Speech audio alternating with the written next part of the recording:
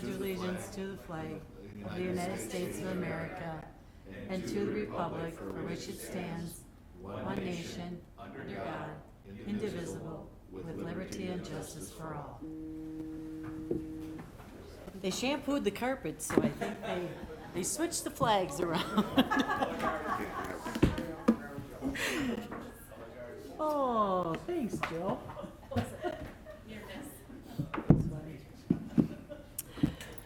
Oh, Joe will put us back together. The military in me. Here we go.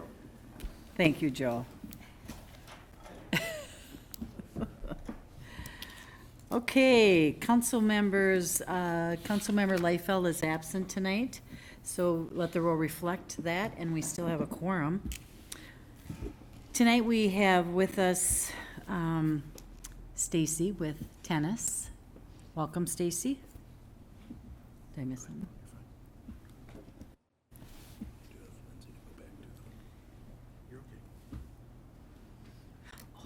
Good evening. So tonight I'm here to present the fourth quarter youth green team. Our fourth quarter green team was the Hastings Youth Athletic Association. They did a great job with their time. They've collected a total of 30.86 tons and earned $462.98 for their group. And I've got Cindy here this evening to accept, and she'll let you know a little bit about what they intend to use the funds for. Absolutely. Thank you. Thank you very much. The board, the next meeting will make a decision, but probably looking at using it towards financial assistance for some of our members that need assistance for their children to play. So this really does go to good use for that use. Great. So thank you very much. Thank you. Thank you, Stacy. Thank you. We also have with us tonight Lindsay Anderson, and Lindsay's with the Minnesota Pollution Control Agency, Green Corps. Welcome, Lindsay, and welcome, Paige. Thank you, and I'm here tonight to just briefly introduce you to Lindsay Anderson, our new Green Corps member serving the city of Hastings for an 11th month term here, and she will briefly tell you about Minnesota Green Corps as well as some of her service projects here in Hastings. Hello everyone, I'm Lindsay. I am a Minnesota Green Corps member. This is an AmeriCorps program. That's where it gets the funding from. Green Corps is a specific AmeriCorps program that Minnesota hosts to further environmental initiatives. There is 4 different project areas within our member cohort this year. Mine is waste reduction, recycling, and organics management. There's other ones such as air pollutant reduction, green infrastructure, and community outreach. There are 42 of us serving the state, and Hastings had to interview to become a host site, and that was done by Paige. She wanted to put more effort into recycling education and waste diversion in the city. So I am here to follow through on that project, and it's, as she said, an 11-month service project. Yeah, that's it. And I'm not an employee of MPCA. I'm not an employee of Hastings. I'm just a service member with Minnesota Green Corps. So some things that I've been working on here in town. I've been doing kind of a mixture of both educational outreach as well as working at different events in the community, doing both education but then actually just diverting waste from our landfill. So I've done, I helped Paige organize our pumpkin toss, which helps us hit a mark that the county puts forward for waste abatement. We have to have an organics collection event, so we did a pumpkin toss this year after Halloween. We diverted 1,460 pounds of organic waste there, and then Tennis picked it up and we composted it at a local farm. I'm also going to be doing a lot of recycling education, but then also just better waste diversion at Rivertown Days this year. That's one of my big projects. We have really bad recycling rates for that event, and I'm hoping to greatly improve them.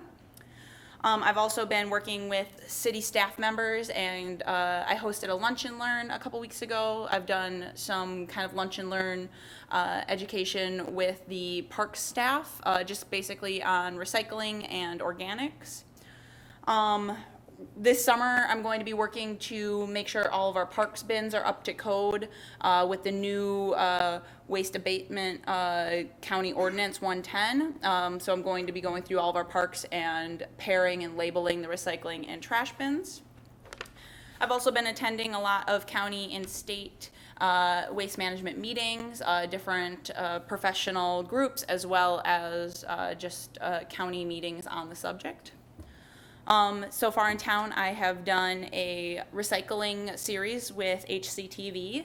That's going really well. I actually just filmed our next episode like an hour ago or so. I've been interviewing with Mo at KDWA, doing some kind of just kind of question and answer, kind of on the educational side. I'm going to begin hosting a sustainability workshop at Pleasant Hill Library. The first one is on February 1st, if you're interested in going. It's about textile waste.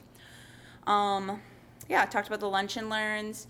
I've been presenting to different groups. This weekend I presented to Minnesota Girl Scout members, some of which are troops that are stationed here in Hastings. And this summer I'm also going to be doing some sustainability lessons with Spark out of the community education. Some program successes that I've already seen. As I mentioned before, we diverted a lot of organics waste at the pumpkin toss. Also adding to that number is the organics that I collected this weekend at the Girl Scout camp, as well as the organics from the city staff holiday party. And then also been working with Hastings Family Service, and I'm working on some textile upcycling projects. So we claimed 50 pounds of textile out of the waste stream for them. I've engaged a lot of community members so far, about 400 youth, most of those at the Halloween party in October. I did some recycling games with them. Around 70 adults, and then also my first Wastebusters video has around 200 views online, and I have a link here if anybody's interested in seeing it. It's about 3 minutes long, and yeah, if you're not interested in watching it, that is what I have for you. So yeah. And Lindsay is serving until August of 2020 this year, and that's the end of her service term. So we're excited to have Lindsay here in Hastings, and this is the first time that we have hosted a Green Corps member in Hastings.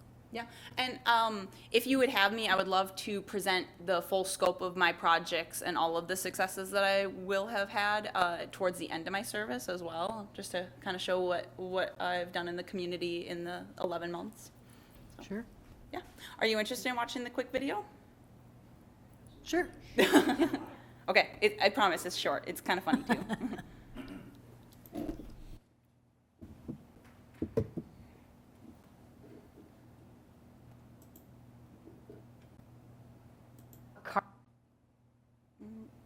I don't know what happened.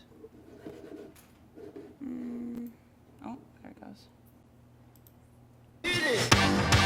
That's what I'm talking about. Maybe it doesn't want to play. I don't know why it's not letting me go into full screen here. Okay.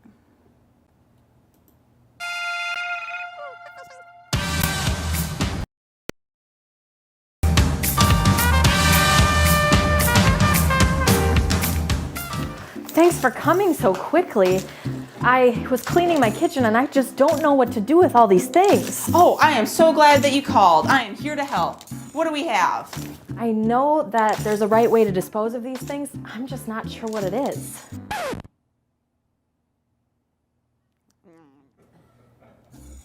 Yeah, food is good in my. Oh, you're talking about the food scraps. Yeah, those. Yeah. So what you can do is you can collect them in a bin in your home or in your yard, and then you can bring them to a Dakota County drop site for organics. You can also collect them without meat or bones and make them into compost in your own backyard. But Truly, the best way to prevent food waste is to make sure you only buy what you're going to eat.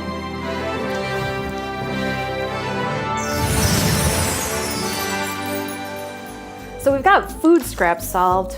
What about this aerosol can? I'm glad you asked. Since this is an aerosol can and it also has a poisonous liquid in it, take it to the recycling zone in Egan. I said recycling zone in Egan. So this one's really easy. It's just take it with me the next time I go to Egan. I'm thinking though that this carton is gonna have to go straight in the trash. No, this is actually recyclable. In today's technology and recycling, this is 100% recyclable. The paper fiber in here is actually really high quality, which makes it a profitable material. This can go right in your bin outside. Thanks so much for all your help. This is super easy to do. And in my kitchen, the apron's optional, but now recycling isn't. Now, about my haunted kitchen?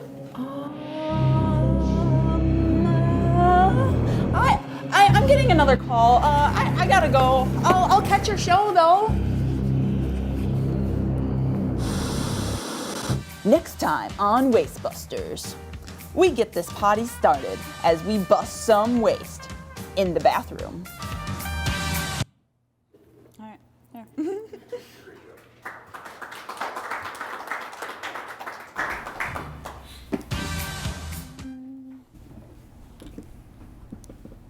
How do I switch this off?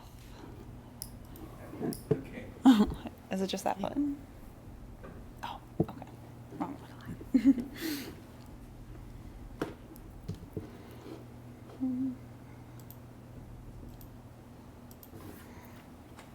Thank you, Lindsay. We look forward to your update in August before you leave. Yes, thank you. Council, any comments for Lindsay or? Okay, Councilmember Balsonic? Yeah, thank you, Your Honor. I just want to thank Paige for her work on getting all of this set up. This is really great. I'll be watching the videos. I'm kind of like that person.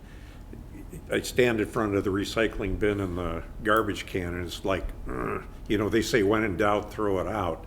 But I think that's a little too liberal of a mantra to have on that. And I didn't know that milk cartons are a recyclable entity. So Yep, it's a pretty recent change in the kind of educational scope, and that's why it's important for us to keep pushing the educational message on it, because we do change the rules really often in the industry. I think 7 years ago is when they were like, don't put milk cartons in, don't put milk, but now all of the recycling facilities accept them, even tennis.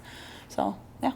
Very good. And again, thank you, Paige, for the work that you did on that. And again, thank you for everything that you're doing with Parks and Rec as well.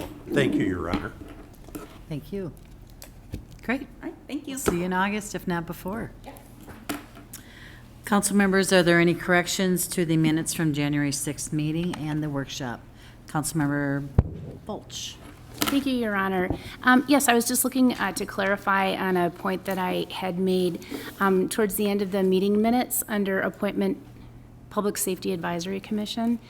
I just wanted to add to that sentence the point that I was trying to make and asking the city to do more outreach when soliciting new members for the commissions was to call on the administrative committee of the council when there were a number of appointments. I think that we could do a nice job of brainstorming organizations that are within the community that might be wonderful avenues to go through to try to solicit more women and folks that are more diverse than our current makeup of the commissions. And so I just wanted to clarify on that one point. Thanks. Okay. Thank you. Okay, they are approved after that notation. Is there anyone here that would like to speak to the council at this point from the audience? No one? Okay. Council members, are there any council items to be considered? Okay. Council, I would like to accept a motion to approve the consent agenda. Councilmember Fulch, we'll start with you. Yes. I'm sorry, thank you. Before I make a motion, I was actually going to ask to pull number 8, the recommendation for park dedication, our property annexation. Okay. Otherwise, I'll make a motion to approve, except for number 8. So you do want to, okay. And Councilmember Balsonic. Well, thank you, Your Honor. Councilmember Fulch stole my thunder. Oh, I was I'm going to sorry. ask that be pulled from the consent agenda as well. But with that all in mind, I will second the motion on the consent agenda. So you as well want to pull number 8? Yes. Number 7, I'm sorry, 8. Oh, you're pulling 8. I'm pulling 7, yeah, 8. I'm getting my 8s mixed up. 8-7, 8-7 is what I would like to Okay, pull. so Councilmember Fulch will pull 8, you will pull 7. We will add those to community development under Mr. Hinsman, and then an motion to accept the consent agenda with those 2 items pulled. Councilmember Balsonic. Councilmember Brooks. All those in favor? Aye. Opposed? Okay. John, welcome to the meeting. Thank you, Mayor. The first item that we have before us tonight is a resolution to approve the 2020 CDBG budget submittal. CDBG stands for Community Development Block Grant. It's funding that we get through Dakota County via the federal government through the Housing and Urban Development. And Dakota County is fortunate enough to get a direct allocation every year, and part of that direct allocation goes to the cities. Within the packet itself, we did note that the amount would be somewhere in the area of $60,000. I'm getting to that page. Here it is, $68,284. However, on further discussion with Dakota County CDA, that number is actually a little bit higher. It would be $75,065 that the budget allocation would be for the city of Hastings. So what we're asking for tonight is to adopt the resolution to authorize what we would use those funds for. What we're proposing is something that we've done over the last few years, which is to put the money towards our assessment abatement program. Our assessment abatement program is used in conjunction with our streets projects to help low to moderate income individuals help to pay the assessment portion of those street construction projects. It's a helpful project, a project that gets a lot of good response. We anticipate with the funds that we have this year that we will be able to serve about 15 households. And those 15 households would be in the project area, which is essentially Cannon Street between 22nd and 25th, and then 15th Street around Tyler Street. So the action I have before you tonight is to adopt the resolution authorizing that the $75,065 be dedicated towards assessment abatement, and I can stand for any questions. Thank you. Thank you, John. Council, any discussion?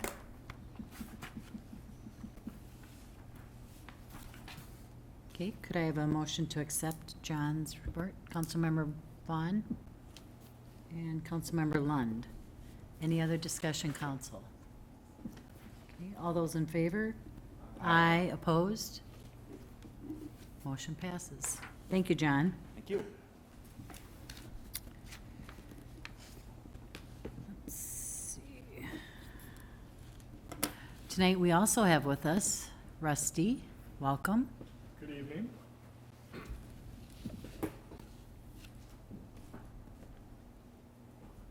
So, tonight I have a brief presentation for you on housing and economic development. It's a start of a conversation, if you will, and it's how does housing relate to economic development. What's important in housing issues and needs in Hastings? What role should the city play in addressing these needs and issues? And what do we do? Obviously, questions that we are not going to answer tonight, but we're going to start laying the foundation for answering those. This really grows out of the action plan that's in the strategic plan for economic development that we put together last year. It dragged on a little bit, waiting for the needs assessment report to come out from Dakota County. I think the release of that report is imminent, but it's a discussion that I wanted to start sooner rather than later.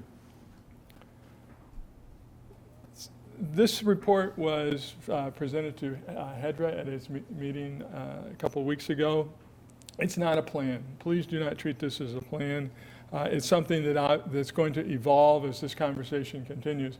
In fact, this report has changed since the draft that went to HEDRA. There's more information in this document about rental housing, and the next steps in the process section's been revised. It's going to continue to evolve as we learn more and decide what it is that we want to do to address housing issues in Hastings. This is really a framework for that discussion more than it is a plan.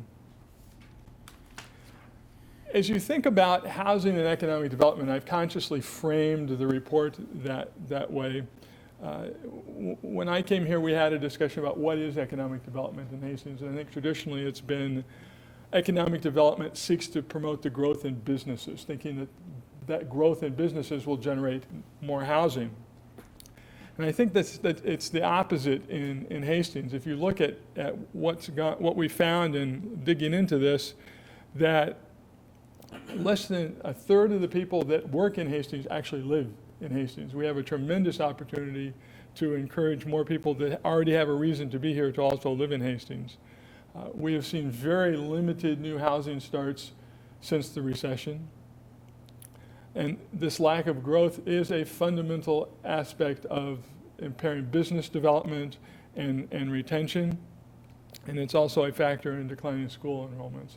All those things are fundamentally important to the community and to economic development. And in fact, I would tell you that housing and economic development here in Hastings at this point in time are inseparable. The report looks at a variety of issues related to housing, and first and foremost that it looks at is affordability. Now, the idea of affordable housing often focuses on providing housing for people of low and moderate income. It's part of the vernacular that the Metropolitan Council uses in its comprehensive planning process. According to their criteria, a home price in Hastings of $254,500 or lower qualifies as affordable for persons at 80% of the median income. So that's their criteria for an affordable home. 54% of the housing stock of single-family homes in Hastings meet that criteria when you use estimated market value of property. Go back one more. As the criteria. So we don't have an inventory of home prices for every parcel in Hastings, but we do know the current value assigned by the county assessor. So using that as a proxy for price, about half of the housing stock meets that criteria. This graph shows you the value of the home by age. And what we find in looking at the housing stock in Hastings is that older homes create a lot of the affordable housing stock. In fact, and 82% of the affordable units were built in Hastings between 1950 and 2000. So it helps you understand how we provide homes that are more affordable than other communities. It's the age and diversity of our housing stock. But only 18% are affordable at the next level below, at 80% of the average median income. So the very poor still have trouble finding affordable housing. And interestingly, only 1% of the units that qualify as affordable were built after 2000. So as you start digging into this, you start to understand we have a good supply of affordable housing, but you have to understand what and where it is. And we also have a limited supply of higher value homes. When you look at this part of the chart on the right, we have a lot of affordable and moderate priced homes, but not very many high value homes. But for our purposes, affordability is larger than just providing housing for low and moderate income people. It is a bigger issue. So the criteria for when do a house price become affordable? It's when housing costs is less than 30% of your gross income. And those housing costs include mortgage, insurance, and property taxes. So when you add all of those things up, the cost of owning that home needs to be less than 30% of your income. So what's affordable in Hastings? If you take the median value of home, which is $192,500, you would need an annual income of $47,200 for that home to be affordable. The median sales price in August happens to be $254,500, which requires an annual income of $61,120 or higher to be affordable. And assuming an estimated new home price of $400,000, you would need an income of $93,775 for that home to be affordable. So you can start to see how quickly, particularly new construction, starts to be unaffordable. This takes the average income of certain occupations in Hastings and lines them up with the maximum, the amount of home that becomes the maximum amount of home that's affordable. So you get some sense as to what real occupations can do as far as affordability. It really creates the need for a lot of two-income families, and it really puts stress on the ability to afford new construction.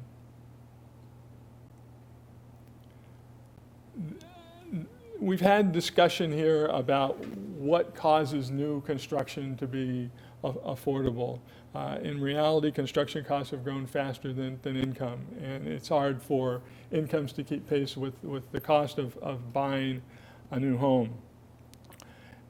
This chart, this illustration is intended to indicate the cost elements that go into the construction of a new home. It's land, it's the infrastructure, it's developers' overhead and profit, it's the actual cost of construction, and as we've had discussions here, it's the fees that government charges as part of the housing process. And while we have focused on fees, it's really just one piece of that puzzle. And as we look to create more affordable housing, we need a comprehensive approach. It's not just dealing with, as we love to deal with here, sack and whack. It's a far bigger equation than that.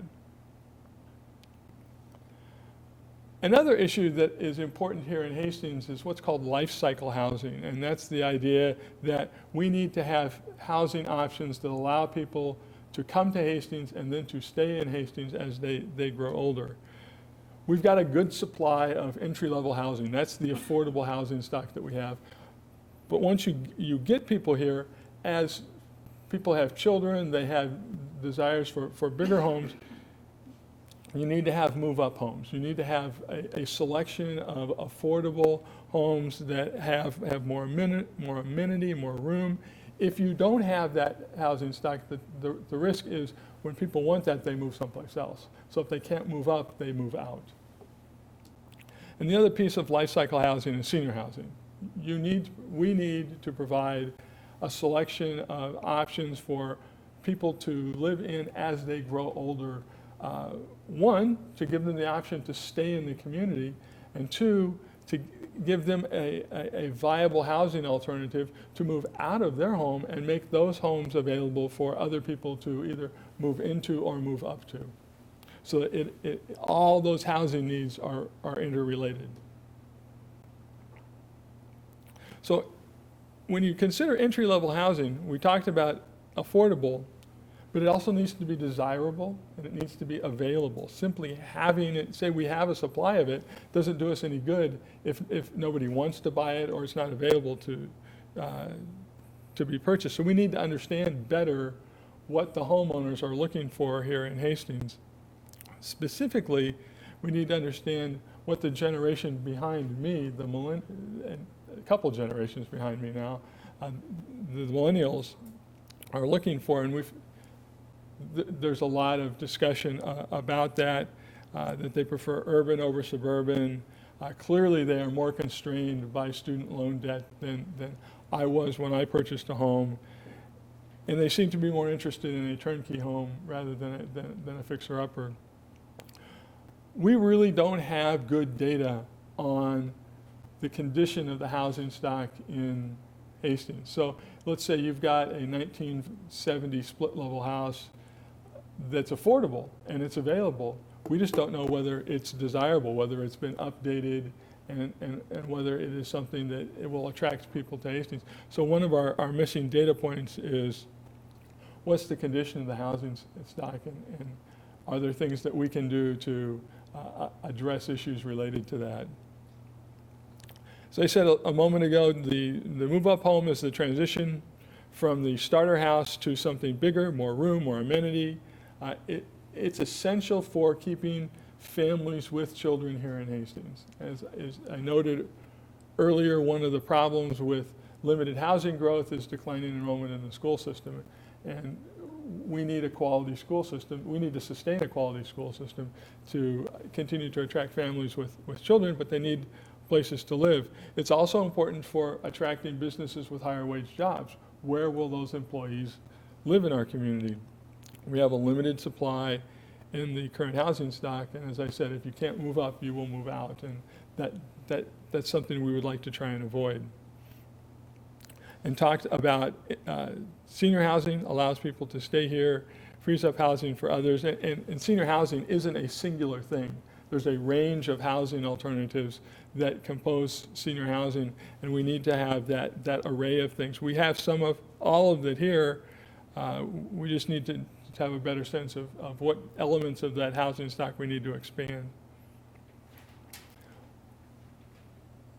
People, I think, often overlook the implications of townhomes in your housing stock, and I wanted to call that out in this report. It's really an important element of affordability and of life cycle. It checks a lot of boxes as you go through about forms of housing that you want to have in the community. We've had almost no new townhouse construction since the recession, and it will be interesting to see if that also starts to bounce back. When we talk about housing, we tend to look at the structure, but what happens with a townhouse is the homeowner is responsible for the interior of the building. There's a homeowners association that's responsible for the exterior of the building and the grounds. And why is that important? Well, if they don't maintain an adequate financial condition, they don't have the money to reinvest in the townhome association. If they don't have the money, they don't have the same means to borrow that you and I do to go to a bank, mortgage our house, and borrow money to maintain the property. So what tends to happen is, excuse me, when homeowners associations get in bad financial condition and the physical condition of the association the neighborhood starts to deteriorate, it often falls to the city to come in and try and help fix the problem. Based on my investigations, we've probably got about 50 different homeowners associations here in Hastings, and we really just don't know much of anything about them. And part of the continued investigation of our understanding of housing in Hastings will be to get a better handle on the financial conditions and physical conditions of these townhome neighborhoods. Obviously, Hastings is defined by a stock of single-family homes. We have a great diversity of styles and ages. It creates a broad range of choice. As I suggested earlier, we don't have a clear understanding of whether that choice matches demand, and have older homes been updated to meet the interests of existing people that are looking for homes. You've seen this chart before. The last time you saw it, it only went out to 2018. We've added 2019, which includes a new multifamily development, the one that's on County Road 47, and we just added 14 new single-family homes last year, which continues the very slow trend of development in Hastings. As we'll talk a little bit later, it looks like that trend may be turning around, but it's certainly something to continue to pay attention to. Part of the problem is limited sites for growth. This map shows you the subdivisions with platted lots and the vacant lots that exist there.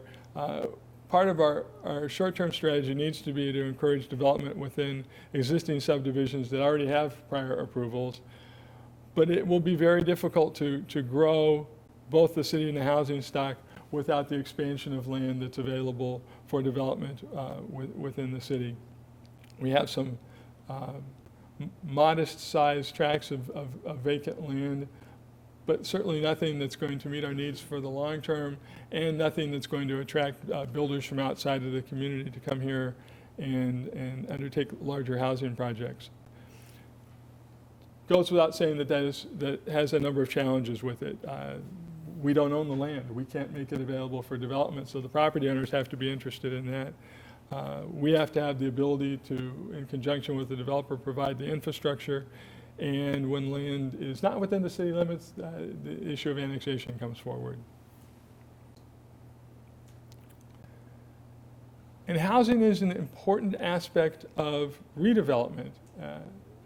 If you look at redevelopment sites in Hastings, the ability to put housing in a majority of those sites will be important to making redevelopment financially feasible. Many sites you can't simply take away what was there and put back of something of similar density. And the only two things that create density are housing and office. And with a limited office market here in Hastings, we need to be able to put housing on redevelopment sites to accomplish our objectives in that area. Part of the problem that we're finding as we're having we're doing work internally and talking to some developers interested in redevelopment projects here in Hastings is that they are struggling with the rent potential in Hastings being able to support the cost of redevelopment. The good news is we have affordable rents in the rental housing stock we've got, but those rents have to be competitive. New rents have to be competitive with what exists today, and those rents are so low that they don't support the additional cost of redevelopment. And we need to figure out a way to solve that equation, or our redevelopment plans take on a completely different look. This report adds data on rental housing. The city does licensing of rental housing units. And based on that data, there are about 690 properties that are licensed for rental housing, accounting for 2,300 housing units. And the chart that's in front of you shows you the different types of housing that are licensed for rental in Hastings. Interestingly, almost half of those units are not apartment buildings. They are some combination of fourplexes, or they are units that were designed to be owned to begin with, but that are now being rented. So single-family homes, condominiums, townhomes. It's an interesting collection of housing sites. There's a lot more to learn from this data. I just haven't started mining it yet. There are 22 apartment buildings with 8 or more units that are built or under construction. This accounts for 1,068 housing units. Over half of them were built before 1980. There were no new apartments built in Hastings between 2009 and 2016. And I think it's really good news that we've added 209 to the housing stock since 2017. Of all elements of the housing market, there seems to be the greatest interest in multifamily housing. Our rents tend to be affordable, much like owned housing. You have the 30% threshold. So rent plus utilities needs to be less than 30% of your gross income. We need to learn more, but based on the data that's available, it suggests that much of our rental housing stock is affordable. We will certainly learn more from the county's needs assessment when it comes out about this issue in particular. the study that they did will collect information that's simply not available to us. So that's a really quick snapshot of some really complicated issues. So needless to say, the discussion is just starting. The important thing is that we need to understand the issues. I'm really looking forward to seeing what that county study finds and to start filling in some of the gaps that I mentioned in what we know and what we don't know and the data that's there that's available. And ultimately, we're going to need to establish some priorities. We can't do everything that I touched upon tonight, so we're going to need to figure out what are the most important things for the city to do that the city can have a meaningful impact on, come up with a list that's manageable, and then try and figure out other strategies for addressing the rest of them. And then we'll determine roles and responsibilities. Who's going to do what to make sure that none of these things fall into the cracks. And I've come to the end. So I'd be happy to answer any questions that you have. Thank you, Rusty. Council, Councilmember Wilsonic? Thank you, Your Honor. Thank you, Rusty. We did take a look at this at HEDRA, and I see the changes that you've put in since then. My only comment, I think, is that developers, because of the costs that are involved, whether it's city fees, land cost, all of those things, you have that puzzle up there. It's all intertwined, so to speak. But the dilemma I see with Hastings is that in order, what I've found in all the years I've been on the council is that developers don't want to come in unless they can do a lot of structure building, a lot of units. A developer's not going to be interested in coming in and putting in 10 townhomes, 5 houses, something like that. And if you look at the available land within the city, it's like you said, we don't have really anything that would allow a developer to come in and put in 100 buildings or units, I guess, whether they're townhomes or whatever they should happen to be. So, and to me, annexation is really our future. We've got a lot of corn out there on all 3 sides of the city, and it's a case of letting developers know that this land is available, and letting the property owners who own all of the corn out there that this is the future of Hastings. And without that, we're going to, I don't want to say stagnate, but we're going to have a problem getting the motor started and keeping it going. So that's, my 2 cents worth on that. But I'm very interested to see, what your plan is on this. We do have some good things going. We got we have a developer, we have an annexation of property coming up, 120 home starts. We've got an apartment complex that's being planned behind Schoolhouse Square.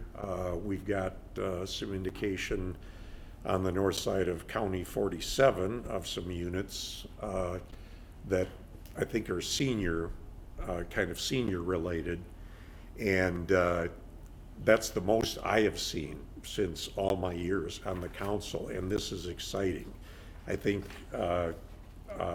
this is going to prime the pump to get developers and property owners together to see that we can do some great things here on this. I'm also concerned in terms of the school district. I don't want to see declining enrollment. A good school system is a tremendous boost to the social fabric of a community, and to not have new families moving in with children really puts a crimp on what the school district is capable of doing. So with that, Yeah, that's my comment in terms of everything. Thank you, Your Honor. Thank you. Any other discussion, Council? Councilmember Lund. Thank you, Your Honor. Good report, or presentation, I should say. You pointed out a couple of things. You said 54% of homes in Hastings are categorized as affordable, according to the math. Single-family homes. yes. Single-family homes, thank you. So how does that compare to neighboring communities? Do we know that? I don't know that. I simply made the calculation for Hastings based on the data that's in the GIS database that I've been working with, and I would have to go through and make comparable calculations with us, but I would guess that that's a larger supply than neighboring communities. It seems to be, yeah. Okay, so you don't have the data, but from your intuition, you would say that it would be a higher percentage. And then the other one too is, you'd mentioned that we don't really know the quality and condition of certain homes that are in that category, the 1950s to 2000s or whatever the exact range was, but how do we plan to go about getting that data? Or do you? Well, that's an interesting question, council member. I think the best source that we would have available would be building permit data, is to look back and track homes that have had remodeling projects and try to figure out some way of extracting that data from the records that we keep and then categorizing it. Beyond that, I'm not sure where we look. Councilmember Fulch. Thank you, Your Honor. Thank you, Rusty, for putting together this information. I'm sure it took you quite a bit of time to look at it as many angles as you did, so it is greatly appreciated. I just going along with what Trevor Lund, Councilmember Lund was beginning to ask about next steps, and when I listen to you and I read through this, it does. It does seem that you have more questions at this point than you have answers. I'm trying to phrase that, constructively, which is great, and I know that you want to get at that. But I also recognize that you do have a lot on your plate, and so I would be interested in hearing how it is that staff are recommending moving forward in filling those knowledge gaps. If you feel that you need staff augmentation. I know I had asked this question in the past to John, and he had said that we don't have on staff a professional who is just focused and really skilled and has a lot of expertise, particularly in housing.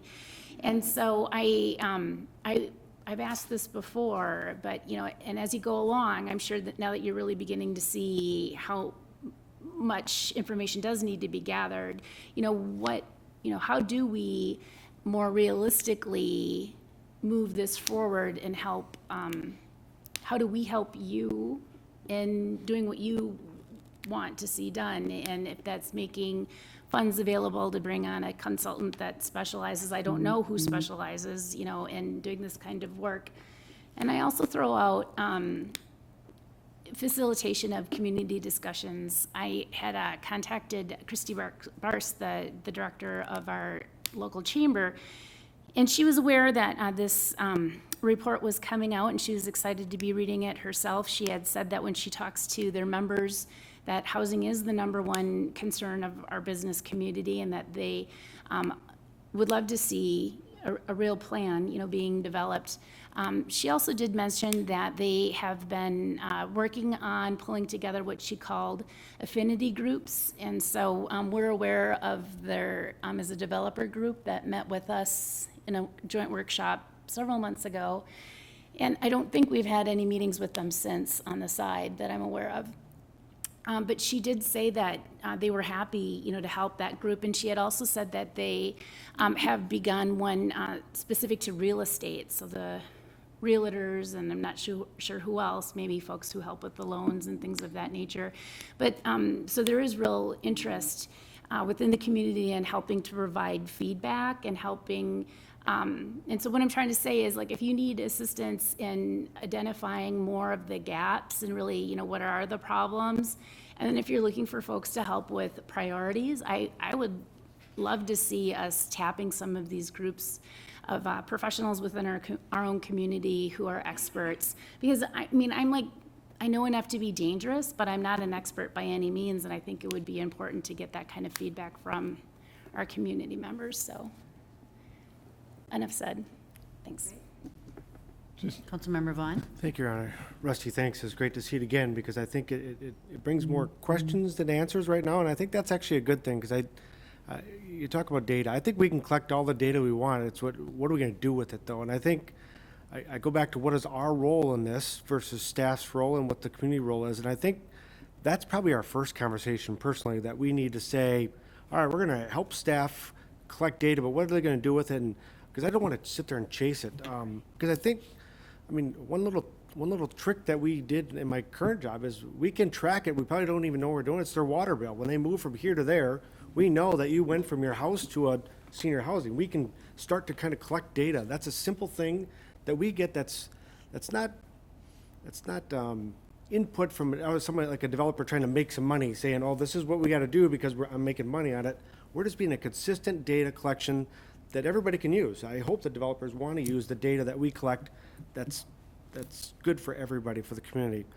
Long story short, I get the annexation. I get how everybody wants to grow and hurry up. We got to get there. But we lump developers into the word developers. That scares me a little bit. I personally want to look at community builders. Let's find somebody that doesn't want to have 40 acres so I can make a bunch of money and do it on this community. Yes, we like the benefits of that, but how are we going to find that developer that says, I want to be part of that community, I want to help build it? Maybe they're living in our community already, saying, and put them at a table saying, all right, I can help finance that. Let's use you as this part of the builder and kind of build the community together, and maybe we can fill a few of these pockets. And that's not a bad growth strategy, in my opinion. Yes, it's great when we see a 40-acre one because we get a big boost of tax boost. But I still think we got to have a long-term. That's why I would ask us to come to a conversation before we send Rusty keep going down the road, that we kind of give him some direction on where we're headed. So that's right. Thank you, Your Honor. Any other discussion? If I could just respond, Yes. just real few of those. I'm going to stick to my slide here. I think we really won't know what we don't know until that county report comes out, and we're able to fold that information into this. And then I think all the comments are pertinent.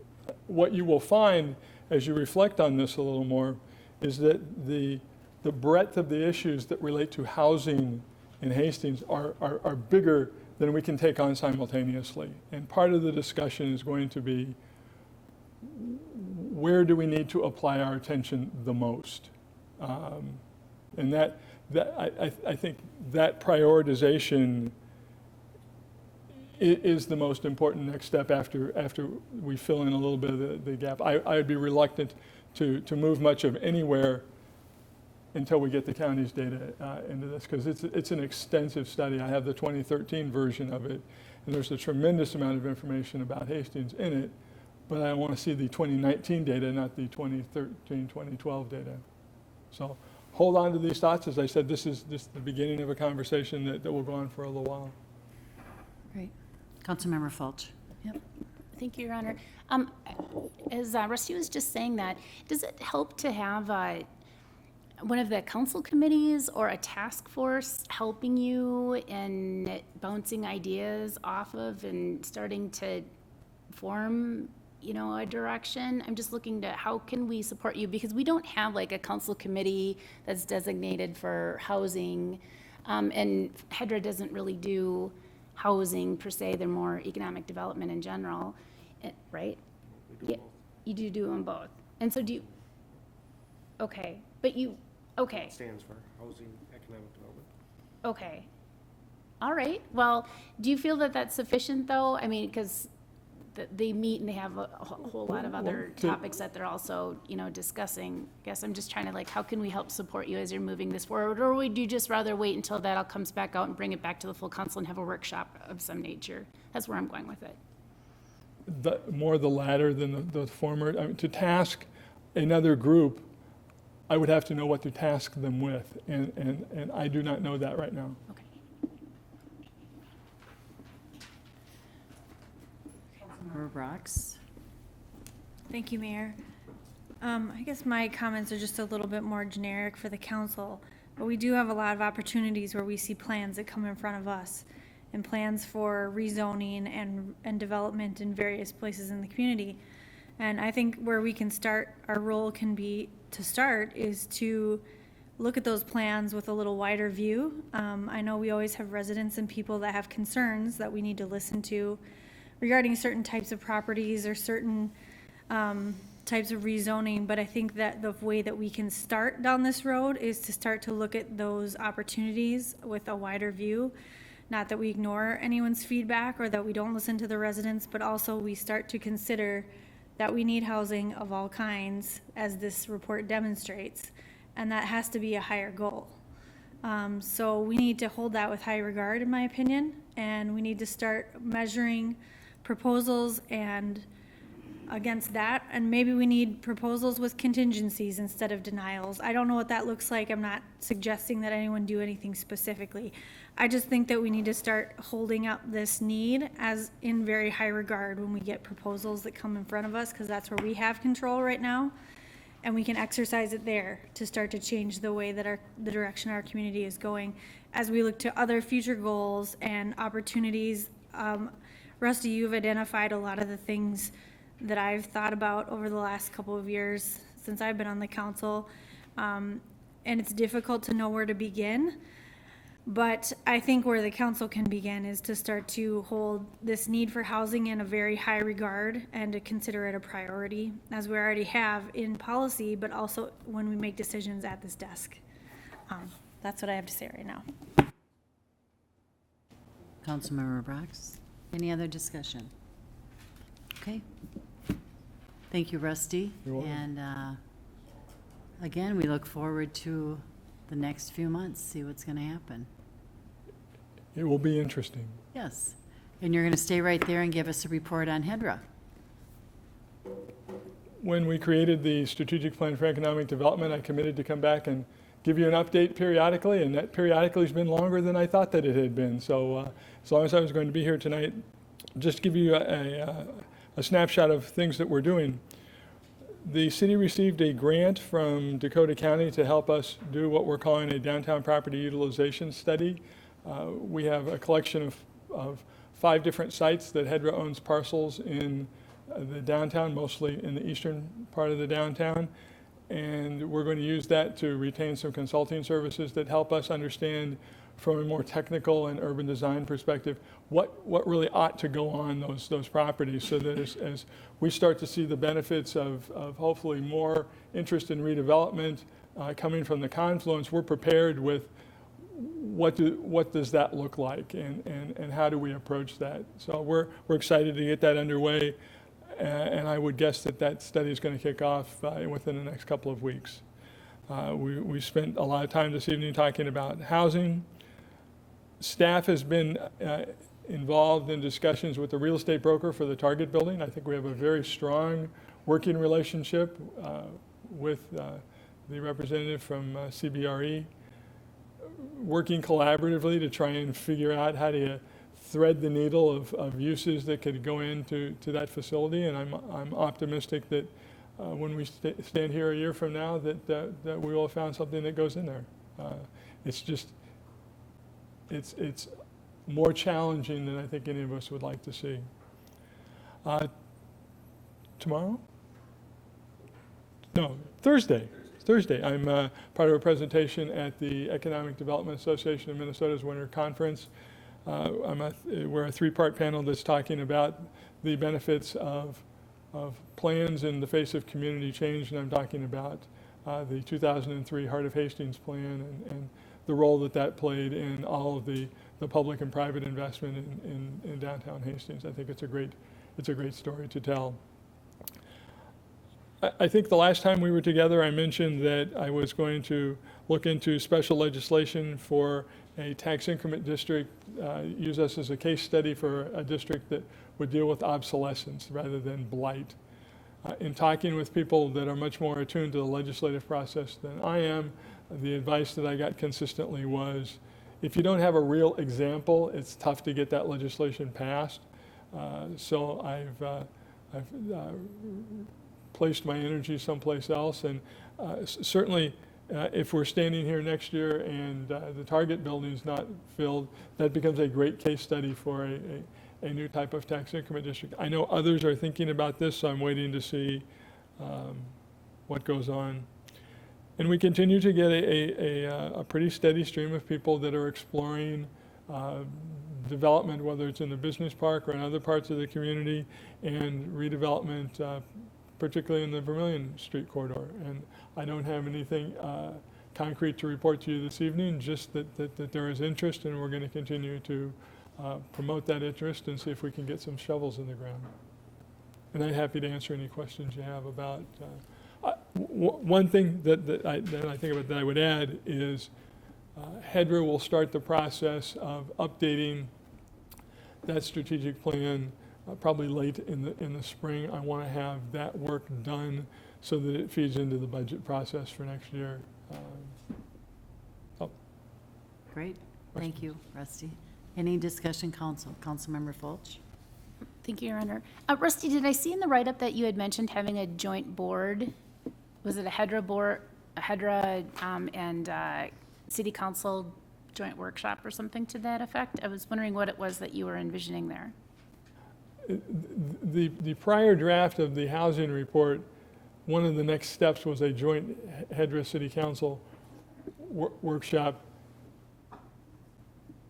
I've broadened what I suggested the next steps. That probably lies down the road. I think that there are other things that need to happen before we would have that workshop. But clearly, housing, and as you were talking earlier about who's responsible for housing and what role does HEDRA need to play in that, is part of that broader discussion.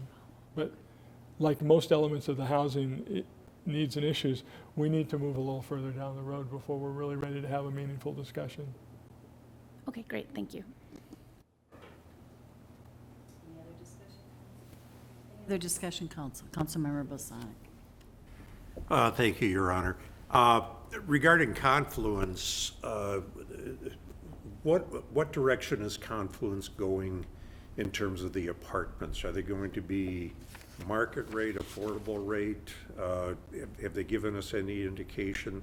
I had heard market rate apartments when this all started 1,000 years ago, when we called it by another name. But I just wondered if we've gotten any feedback from them yet. Now that they're in there and working, what's the complexion of the apartments going to be? 1 bedroom, 2 bedroom, studio, do we know? I'll let you field that. Sure. Thanks, Council Member. Hey, with the apartments going on at the Confluence, within the 20 that they're having, they're a combination between 1 bedroom, studios, and 2 bedrooms, mostly in the 1 bedroom variety within there. They will be market rate, so they will not be on the affordable housing spectrum. As far as the rents go, I'm unaware of what those will be at this time. However, I do know as part of their activities going into early 2020, they're going to be doing more of a marketing and web presence with what will be happening in those units. So there'll be more information coming very shortly down the road. Okay, thank you. Mm-hmm. Any other discussion, Council? Okay, once again, thank you, Rusty, for your report, and looking forward to all your exciting news in the future, too. Next, we will bring number 7, Joe, if you want to speak to that from the consent agenda. And John is here to help with any questions we may have. Yes, thank you, Your Honor. It's just, I pulled this because I've been getting a lot of feedback from homeowners in the area in question. And so I thought, for the sake of information, and there were a lot of people, I guess, at the Planning Commission meeting recently, and again, between my phone calls and everything, that via video, to everybody out there in all ships at sea, as they say, could you just give us a little background and information on where this is going? Sure. A council member, I'll provide a snapshot of what's being requested, what happens from here, and what might happen in the future. The property we're looking at is the Shepherd of the Valley Church, which is 1450 West 4th Street on the corner of Whispering Lane and 4th Street. You can see that the church area over here comprises a small portion of the building. There's a large area over here which is not being utilized. Whole site's about 4 acres. What the church is planning to do is to split off the eastern 2 acres, essentially this point, and to sell that for future development. Now, what that may be developed as in the future is yet to be determined. It would be determined by a developer's plan which would come in here. What's being requested tonight, or not tonight, but in this process, is a couple of things related to land use. Number one is what's termed a comprehensive plan amendment. We have our comprehensive plan, as you know, guides our future land use throughout the city. And we have designated this area here as what we term public institution. Now, with the rezoning being proposed for a medium density type of housing, I'll get into that in a moment, we would need to amend the comprehensive plan to be able to accommodate that. So that's one end of it, where we go through what's termed a comprehensive plan amendment to change the designation to a medium density. The other thing would be the rezoning. The rezoning is the legal land use of the property. Right now, the zoning of the property here is R1, single family. Everything surrounding the property is zoned R3, which is medium high density residence. What they are proposing to do is to rezone the eastern half of this property to that R3 designation, that R3 designation being consistent with everything you see around here. As you can see from the aerial photo, that is essentially townhomes at this point. The R3 district is a little unusual in a couple of ways, and I think this may be causing some concern with potentially some of the neighbors. And that is, within the R3 district, you have the potential of doing a wide variety of different housing. You could have single family, you could have townhomes, you could have apartments. That density is going to be based upon the capacity of the land and the size of the land to have something more grander in scale, like an apartment. Essentially, when you see the apartments in this area, what happened is you had a bigger piece of property in which more density or more housing units were concentrated on a smaller portion of it, like an apartment building, and in exchange for that, other areas of the site were less dense or open. So that's why you see some of the apartment buildings in this area. On this site here, you do not have that capacity because of the size of it. The size is 2 acres. Under our R3 zoning district, you could have a total of 17 units. How those 17 units may be developed in the future still is a question. What the church had brought forward is a potential of something like this. This actually shows 12, in which a private street could come off of Whispering Lane and then townhome lots developed off of it. This may be what occurs, this may not be what would occur on the property.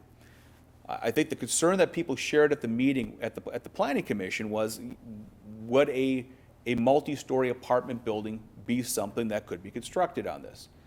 From a zoning standpoint, I can't say certainly that it couldn't.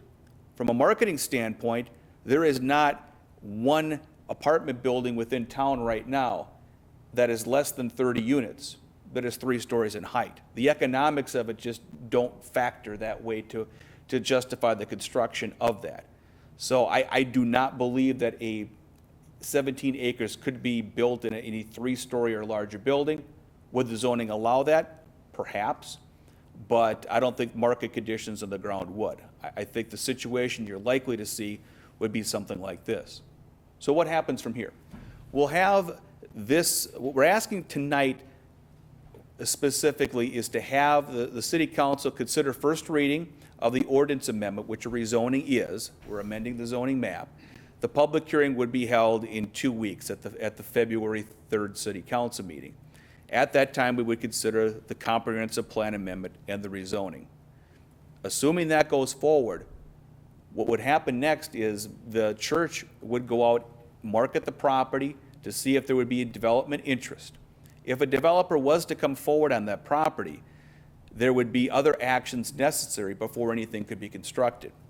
First of all, the property would need to be platted, subdivided out, and potentially a site plan approval to it. The plat approval of this, the subdivision of the property, requires a public hearing of the neighbors, review by the planning commission, review by the city council. And so there would be an opportunity for the neighbors to view the specific development scenario out there and provide comments to that. And so just wanted to make the council aware that there is that step that would still be done as we move down the road on this. So hopefully that answers some of the questions tonight. Again, specifically what we're looking at is to consider first reading and order a public hearing, which would be February 3rd. I could stand for any questions.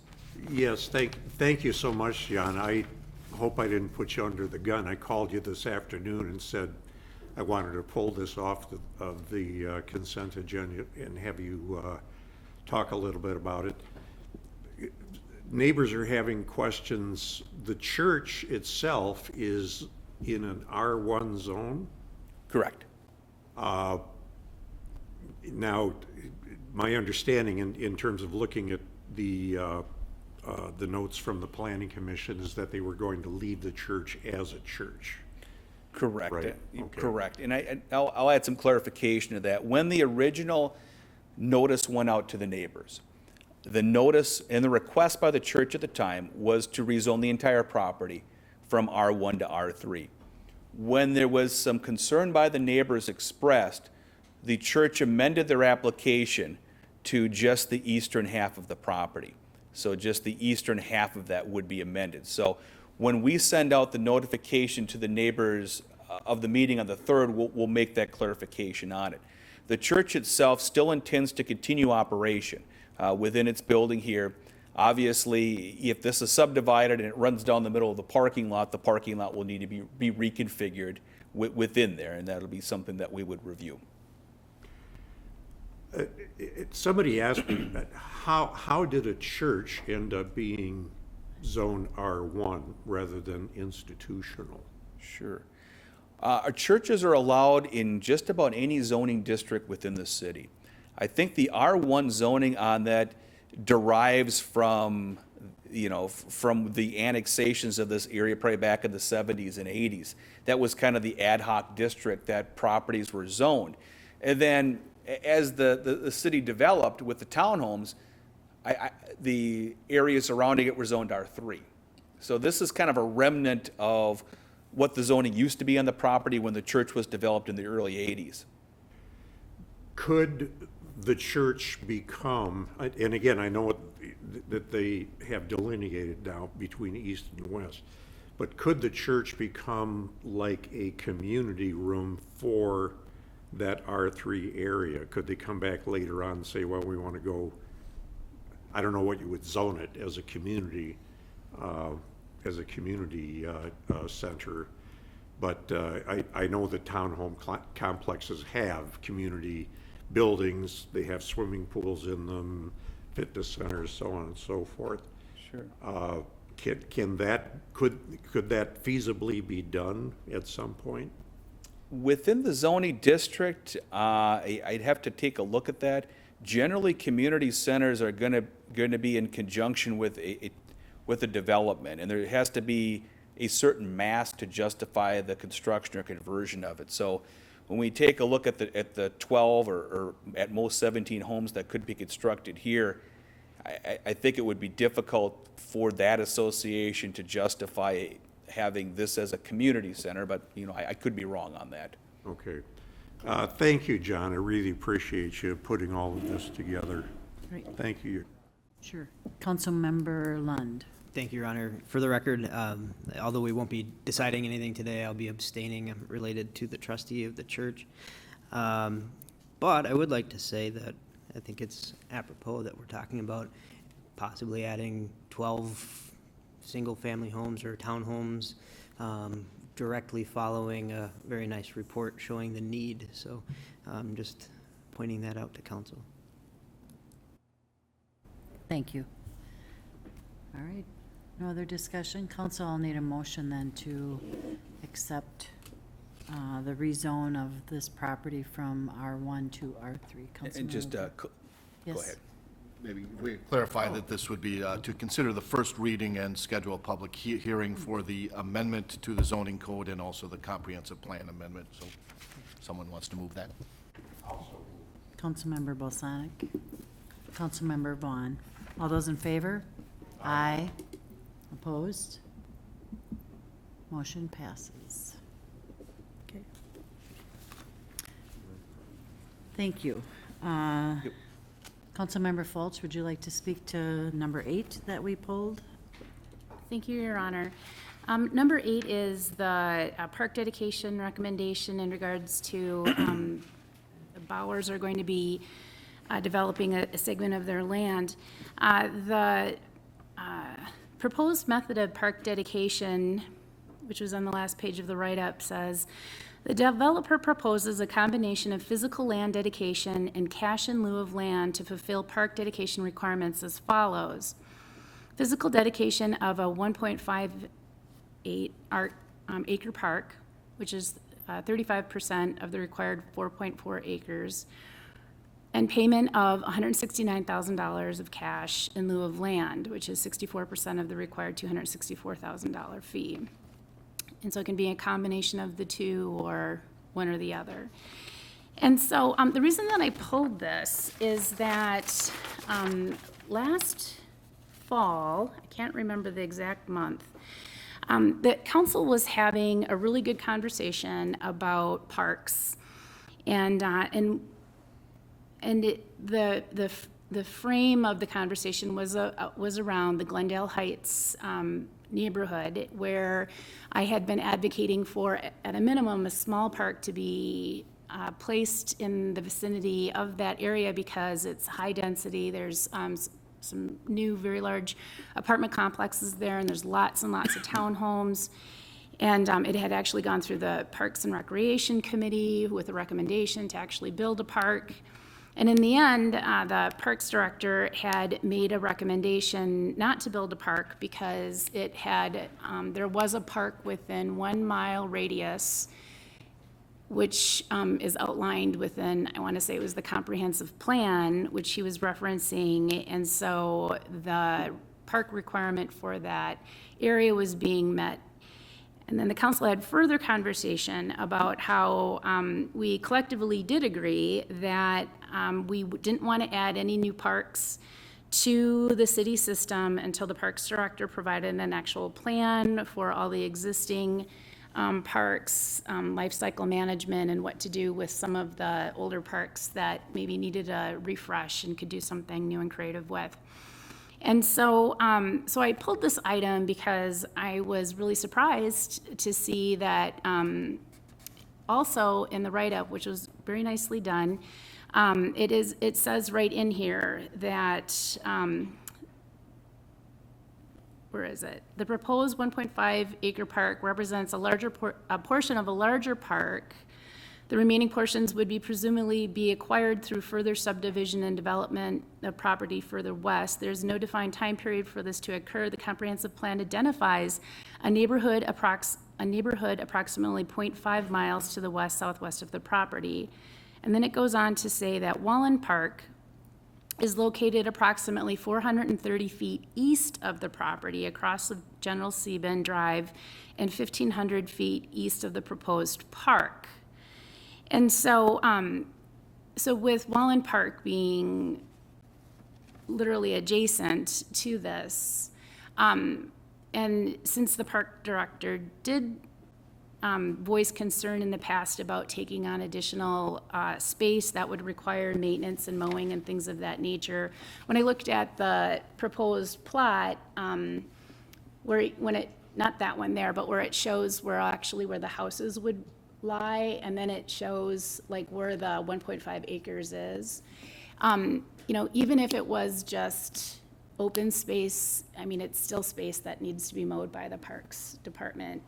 And there seemed to be quite a number of objections to adding on additional maintenance duties. And so I pulled this because I wanted to make sure that the council had the opportunity to talk about this. I don't sit on the Parks Committee of the council. I don't know if this went before them. I don't think it did, but I could be wrong. And then because we had agreed collectively not to add anything onto the park system until we had further discussion and a real plan was brought forward. And so I think that we should stick to our word when we have agreements like this, particularly when the Glendale Heights park that I was advocating for was actually in a lower income area with high density, and this is actually in an affluent neighborhood, the most affluent area. And so I just want to make sure that we're looking at equity concerns also within our community. So thanks. Thank you, Councilmember Vaughn. Thanks, Your Honor. Councilmember Fulch, I'm looking to answer your, is there a question? Because the proposal that's coming is to accept cash instead of putting a park in. No, it's actually both. If you look at the write-up, you have to read it at the end. It says that they're proposing to do a combination of a 1.58 acre park plus payment of $169,000 in cash in lieu of land.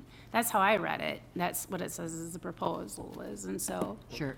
Okay, could we have John, could you step in? Sure. Mayor, I can offer a clarification. Thank you. And I apologize if the report was misleading. What Councilmember Fulch is referring to is what the applicant was proposing to provide, and that's what we took before the Park and Recreation Commission for their consideration. What the Park and Recreation Commission did decide and recommend was to take all cash in lieu of land, which means no land would be dedicated, there would be a cash payment on that. There was some discussion made at the meeting centered around, whether they wanted to accept a partial park here, and was this the right location for a larger park? As you can see, this is a map from our comprehensive plan showing the location of a neighborhood park in this vicinity a little bit further to the west. And so through the discussion of the Park and Recreation Commission, they thought, the location should be closer to Jacob Avenue in the future, that taking on a small portion of park here with no determined time frame for development of this property was not something that they were in favor of doing. And so ultimately what their recommendation was to accept cash in lieu of land, and so that would be paid. I'll go a step back further here. The reason why we're bringing this forward to you tonight, and it may seem a little bit premature, because we do not even have an application in for preliminary plat approval of this. We have the annexation application. The reason why we brought this to the park board and ultimately wanted to check in with the city council was that the developer is at the point right now of putting real money into doing design engineering work for the subdivision. And so knowing whether there would be a park or not, there is an important aspect to it, so that he can move forward with some confidence that ultimately what he is going to be proposing will be something that will meet the requirements of the city. So that's the reason we're bringing this for you tonight, and I can stand for any questions. Okay, then in your write-up, it doesn't say then, if that's not, because it says proposed method of park dedication, and it says that as follows, and so there needs to be clarification on the motion that is going to be adopted here, because I didn't see anywhere in this, like at the beginning, it generally says exactly what the recommendation is for a motion, and it didn't say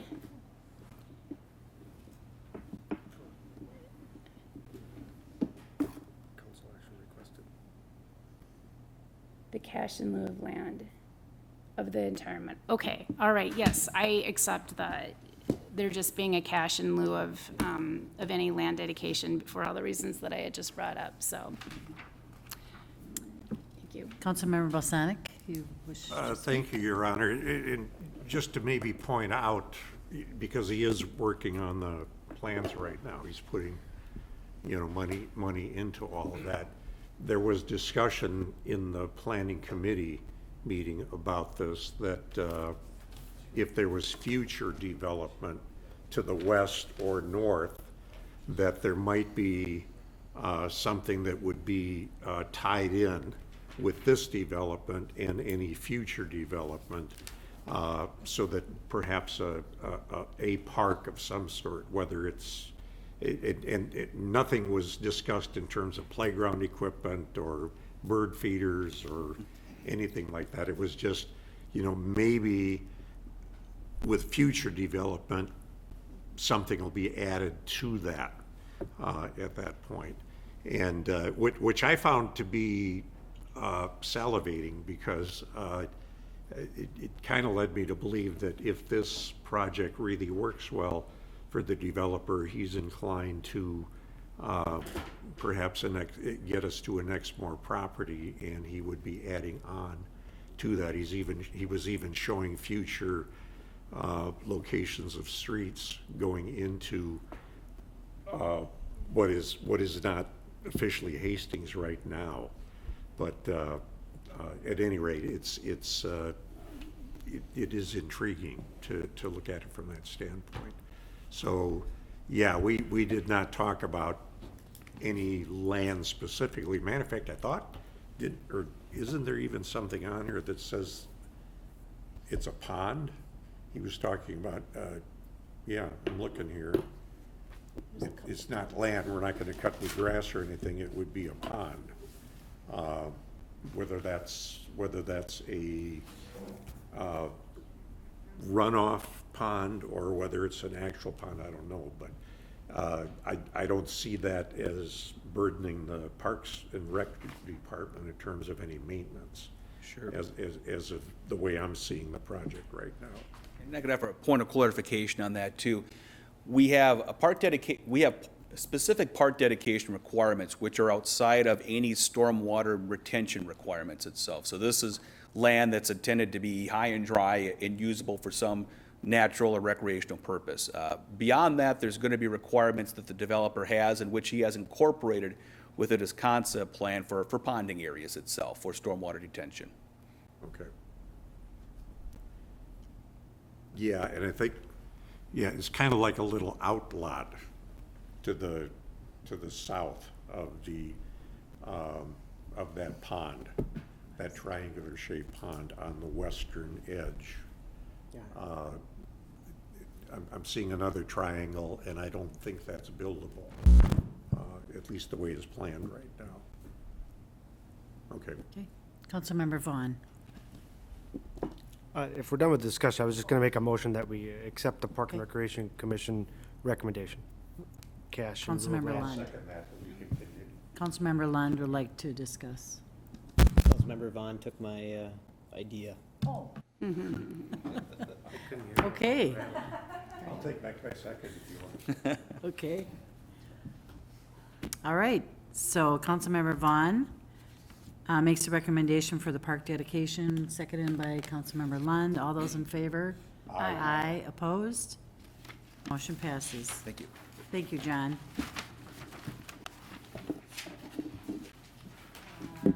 We have administration, and our city administrator, Dan Waticha, will deliver his request. Thank you. The Consemius Dairy Farm has requested a reduction in the accrued interest on its Green Acres property, similar to a calculation that had been done a couple of years ago.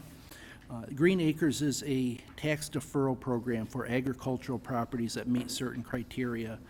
As part of the program, special assessments can be deferred while the property qualifies for the Green Acres classification. And the special assessments may be deferred for an indefinite period of time. However, during that time, interest continues to accrue. On this property, special assessments have been deferred for many years. Sanitary sewer in 1969, water in 1972, road in 1982, storm sewer in 1982 and 83, and street and utilities in 1999. In this case, the age of the property in the Green Acres program has resulted in significant interest accrual. Interest rates were higher when the deferrals started back in the late 60s, and they were set at 9.75, 9.75% in 1984, much higher than today's rates. The length of time, 50 years, has meant many years of interest accruing.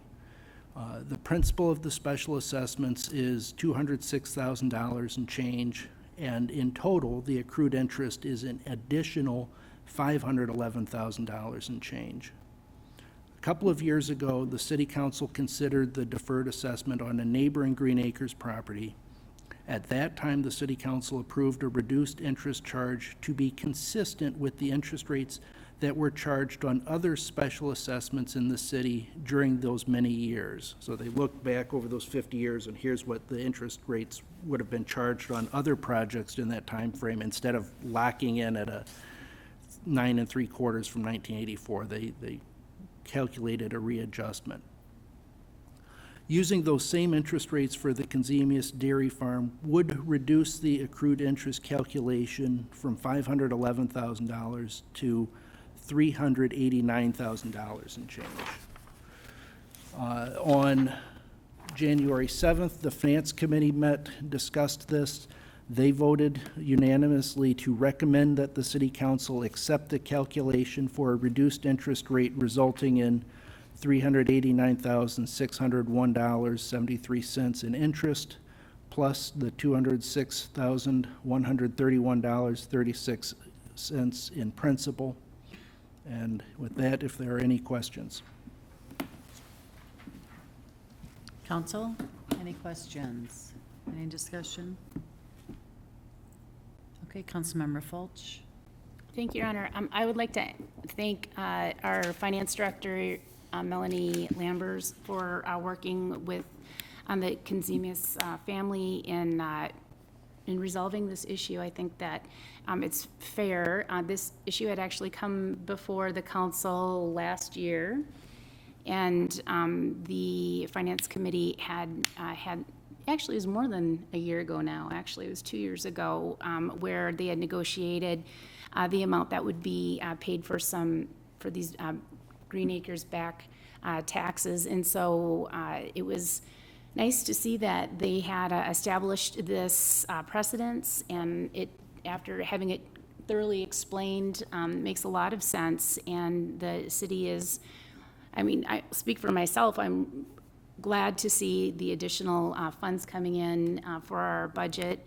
It's a substantial amount, which we don't have budgeted, and I think that we should have some conversations about how it is that we will use this money, because it is a large amount, and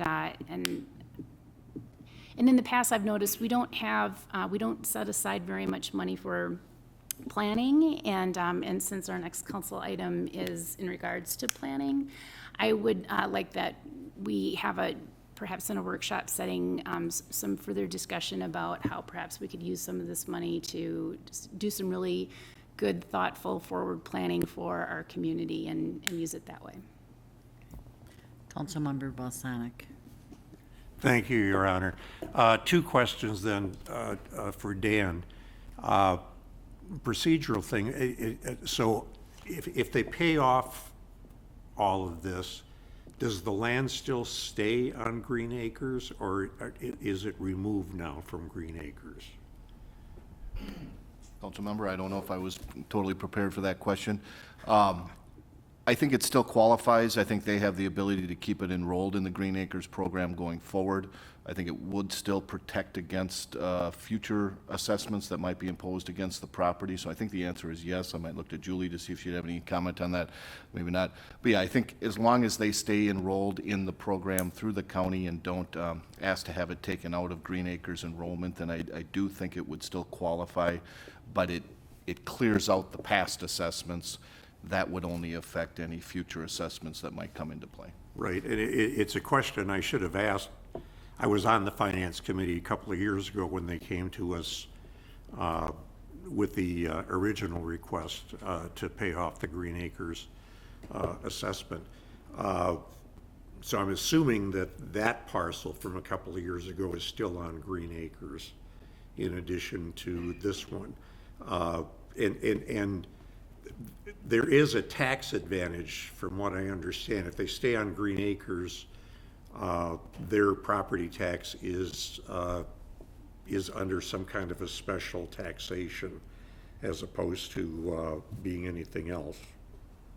That's correct, Your Honor. Our council member, I do believe they get a discounted rate on real estate taxes if the property would be sold or conveyed so that it's no longer in Green Acres. There is a recapture of some of that amount, that savings. I think it's a 3-year period. So those would be recaptured. But yes, it's my understanding there is a benefit to the property owner of reduced property taxes. Okay, and then Councilmember Fulch had touched on this, but 2 years ago, we used the payoff to take care of some bonds, was it, that? Yeah, so we were able to reduce our debt load. Do we have, did Melanie make any recommendations for this right now? We don't have anything, so it's close, $595,000, $595,733.09 that we now have available to us, that we can use for whatever, or are we limited in terms of what we can use it for? You can do whatever you want. Julie is saying whatever we want. Oh boy. Some limits. Me oh my. Still going on 12 years on the council, and it still boggles my mind all the money that I've helped approve or spend over the years. It just is amazing. Okay. So Any we other got that discussion, clarified. council?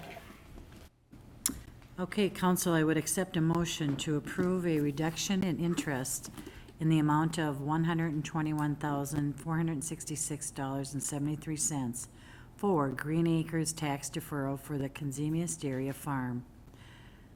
PID 19-02900-17-019. This results in $389,060.73 in interest plus $206,131 plus, or, sorry, 0.36 in principal for a total of $595,733 and 0.09. Councilmember Fulch. And seconded by Councilmember Balsonic. All those in favor? Aye. Opposed? Motion passes. Goal setting retreat, City Administrator.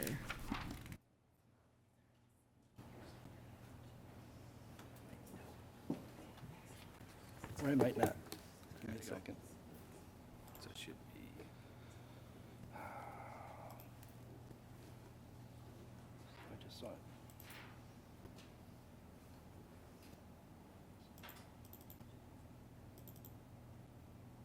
Hey, how do I get rid of the side? Here we go. And then I do an arrow. Yeah, you can just move the mouse and move the arrows on the keyboard. Great. Thank you.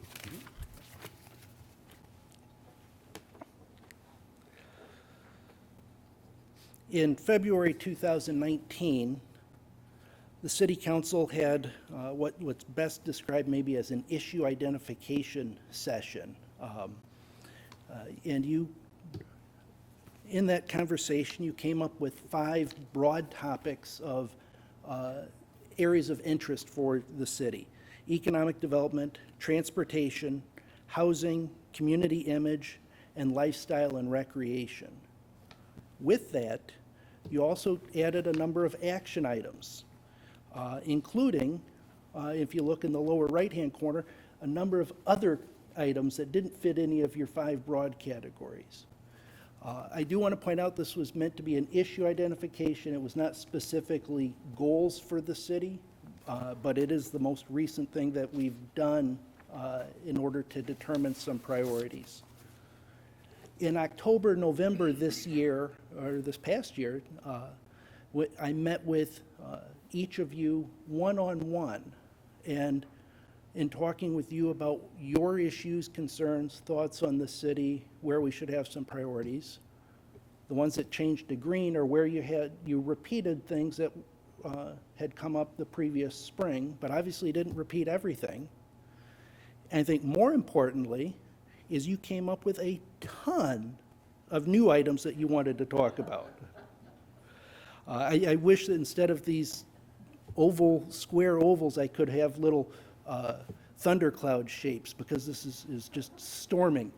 But that's what we get when we get smart, passionate, well-intentioned people. We get a lot of very good ideas, just a lot of them. And realistically,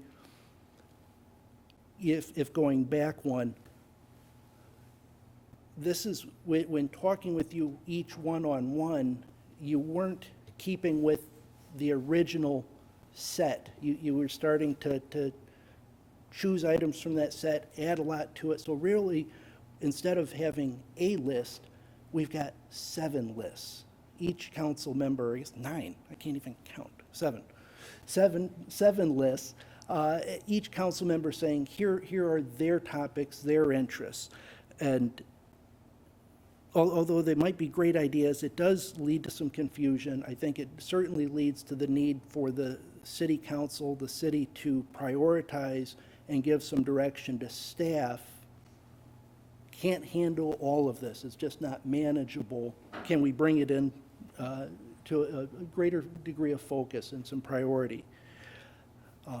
So that's one part of the proposal, is doing some focusing, some goal setting. But the other piece I found interesting, in the lower right, the other category, if I clean this up a little bit, there's a common theme in your new added topics. And clean up a little bit more, just organize it.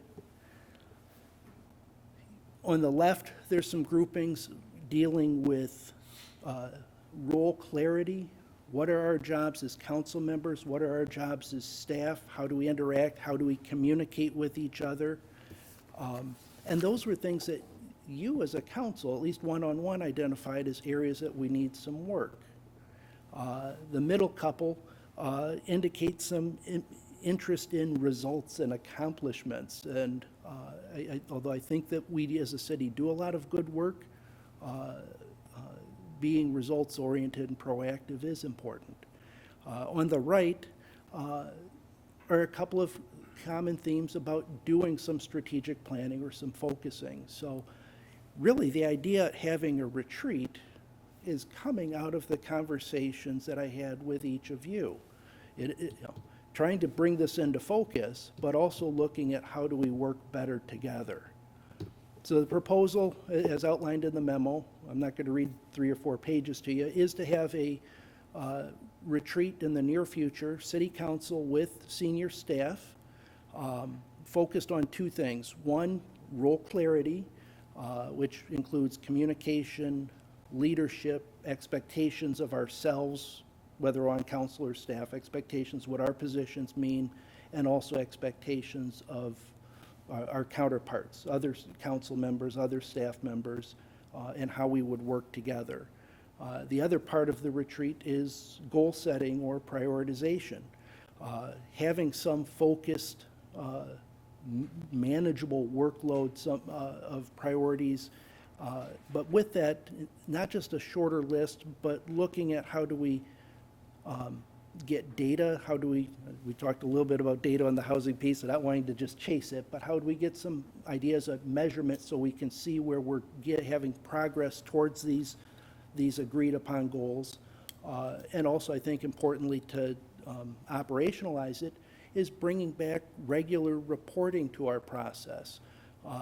Staff, we meet weekly, and we might not need a weekly report on what's the progress, but maybe it's monthly or at least quarterly that we focus on how are we doing, are there any issues that are coming up that we need to troubleshoot. Rusty gave a hint of it with the HEDRA piece earlier this evening, but we need to be bringing that back to the city council on a regular basis, probably also quarterly. And obviously whether it's televised or on the website, but making sure that that progress is out there for the public as well. So those are the 2 pieces to the retreat. The other piece I added to this slide is just the message that for a number of reasons, one being we're about to start 2021's budget process, and so we got to move fairly quick. And I think part of that is let's start small, and recognize that it's something that can grow over time. We can get that whole red storm list eventually, but let's take a little time to work towards it, have a manageable workload up front. I think that as it evolves and we revisit it quarterly or annually, there'll be other things that we need to add into it. I think it's important to revisit the citizen survey, was last done in 2017, but what do the people think as a whole our issues are important, or where we're maintaining our strengths or looking for some new challenges to take on. And the other piece I think is important is we do have existing plans, whether it's the comprehensive plan or HEDRA's work, the Vermilion Corridor plan, but making sure that we have alignment between those and goals that are identified in this retreat. But with that, I will certainly stand for any questions. Council, any discussion for Dan? Councilmember Fulch? Thank you, Your Honor.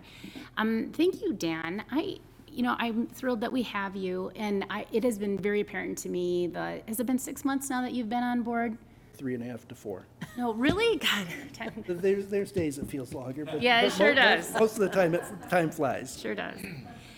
Something that I've noticed about you and that I admire is that you listen with big ears. You're very.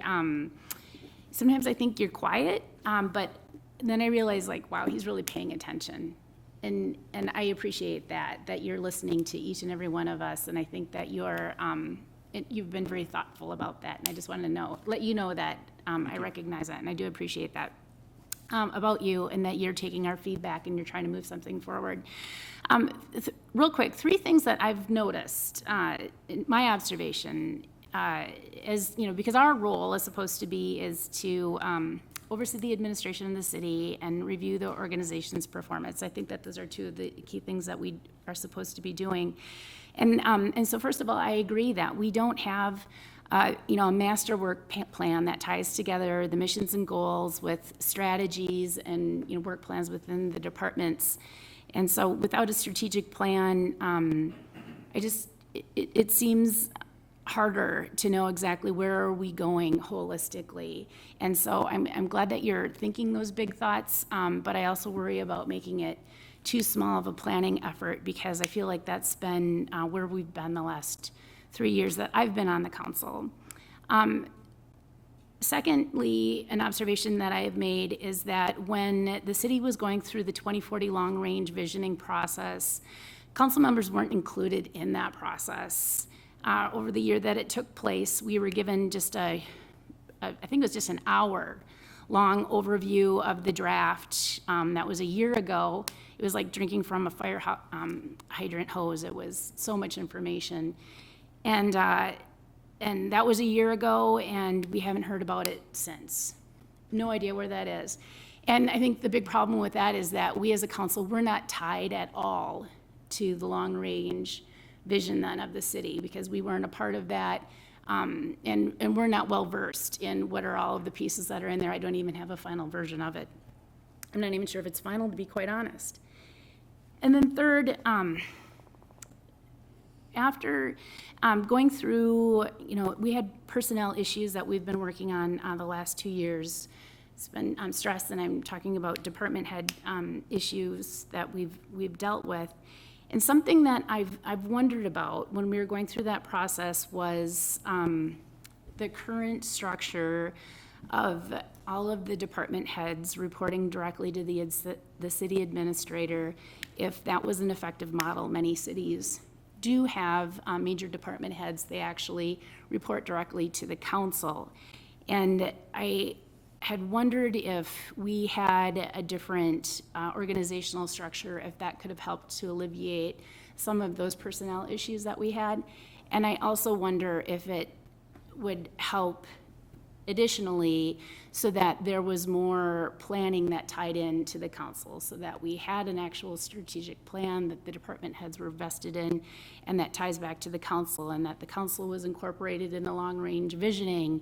I just have to bring it up because it just makes me wonder. So when you bring up the issue of wanting just to have a 2-day retreat, you know, for me, I think it's wonderful, and I'm glad that you're trying to take some steps forward. And I hear what you're saying in that you would like to at least have a product out of 2 days that you can actually work with and keep moving ahead with.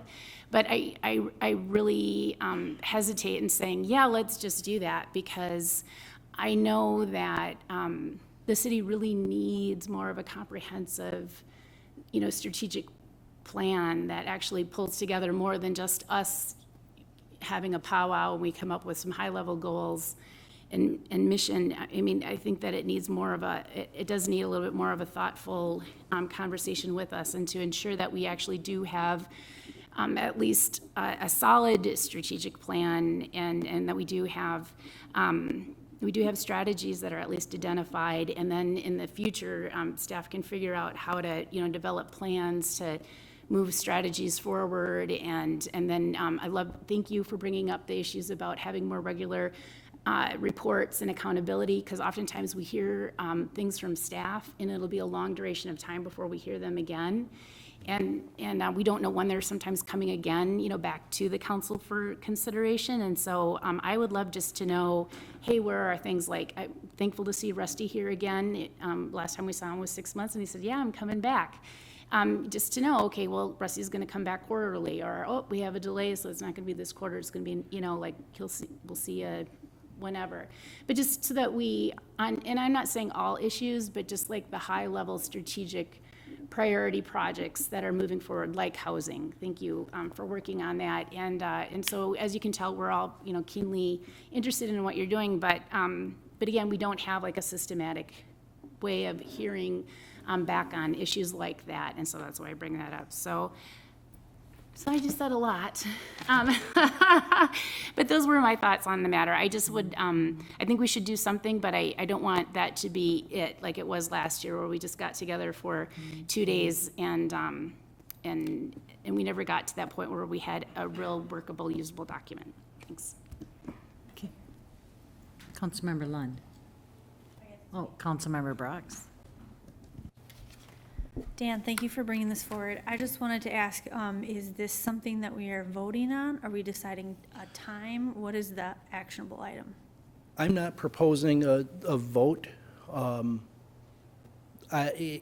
What I would be interested in is sort of a nod of heads. You know, are you interested in committing to doing this in the relatively near future, February, maybe early March, mid-March? If in some fashion you're not interested, you feel, I don't want to put words in Councilmember Fulch's mouth, but if there's a feeling that, hey, this might be a repeat from a year ago and this won't result in a workable plan, and it's not the best use of a day and a half's time, an evening and a half day's time, and don't want to do it, don't need to. So I don't need a motion, but if the feeling is that the council doesn't want to go forward with this, let me know. If there's a willingness to, I'll talk with some facilitators to bring in and start scoping something out specifically and reaching out on, hey, here are some possible dates that we might schedule this retreat. Okay, thank you for answering my question. I guess my comment is that we need to have a clear vision. It's clear from the slide that I saw, there is not a clear vision that we have set forth, a set of workable vision for the city staff to use in their planning and their focusing of their efforts. And so I guess I think that's our responsibility as the council to start setting some more clear direction. I don't know why we wouldn't do something that could possibly create teamwork, efficiency, operational efficiency, relationships. There's absolutely no reason in my mind why we wouldn't take advantage of that opportunity when the only thing that can come out of it are positive steps forward. So my position would be that it is crucial and important that we do meet and talk about how we as a council and with department heads and city staff included, work together better as a team and set some vision and priorities for the next several years so we all can feel like we have created goals and actionable steps that we can all feel good about and accomplishing together.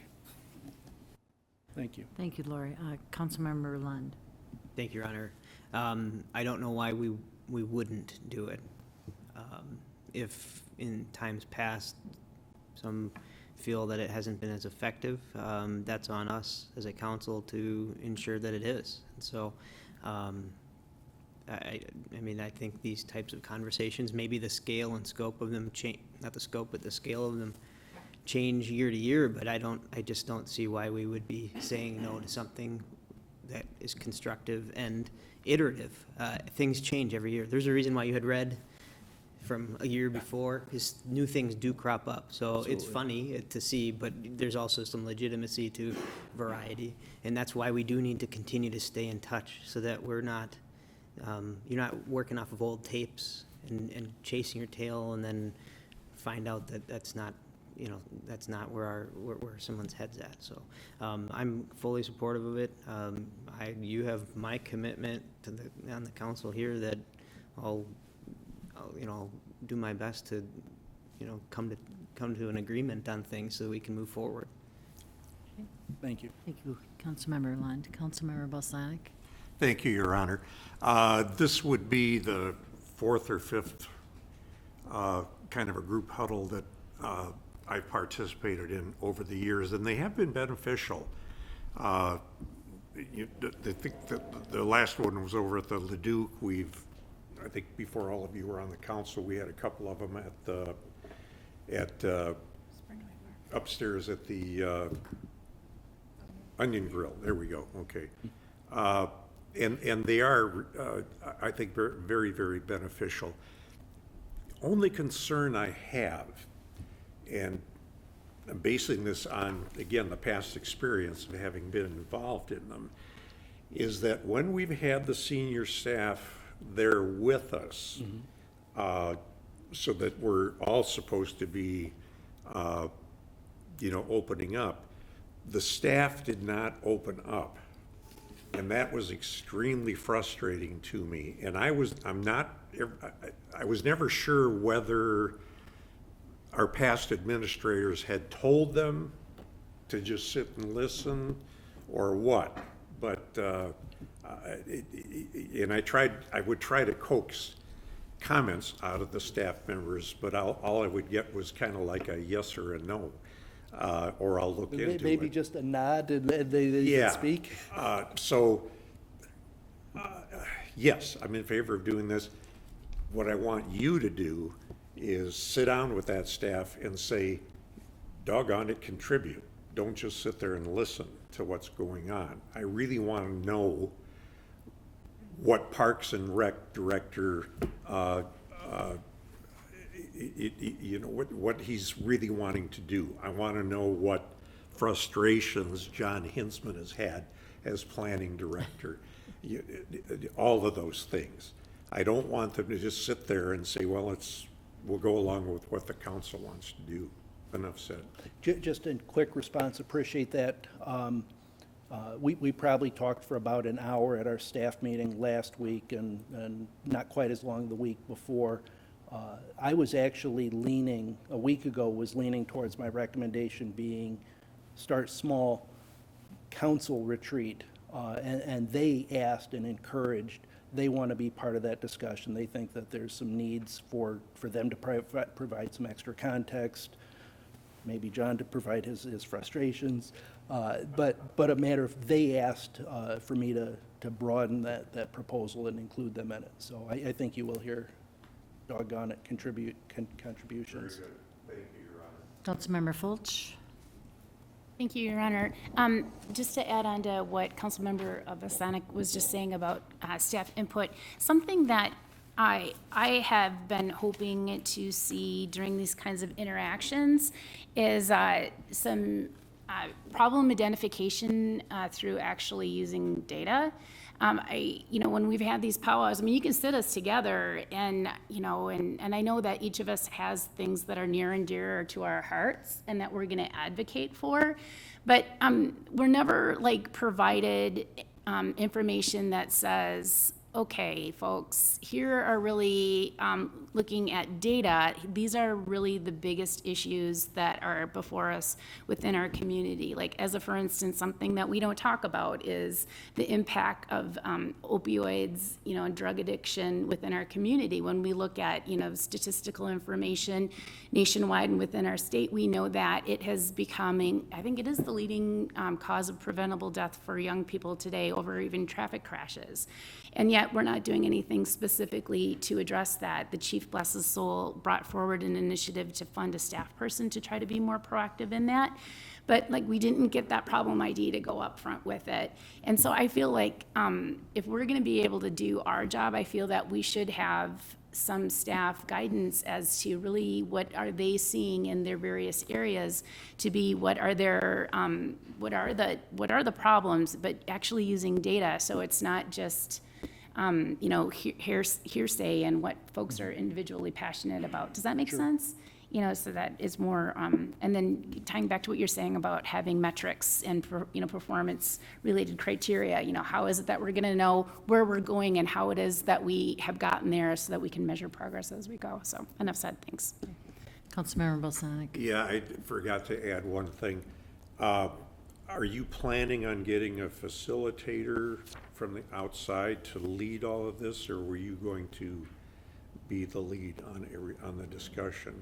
My proposal, particularly because of the role clarity aspect, would be to bring in an outside facilitator.